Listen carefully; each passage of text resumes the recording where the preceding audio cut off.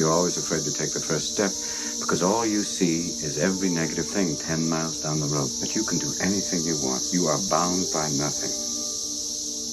What are you passionate about? What do you want? How many times do you have to hear, if nothing changes, nothing changes? And yet, somehow we expect things to change.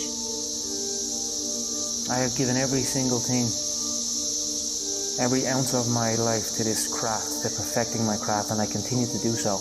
And in the process, I have lost my mind to regular society, to people who wake up at 9 a.m., who clock out at 5 p.m.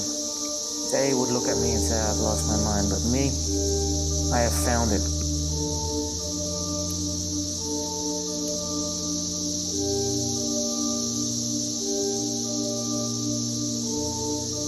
Why do we fall, sir?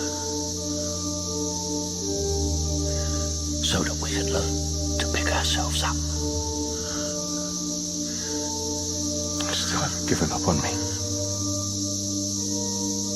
Never.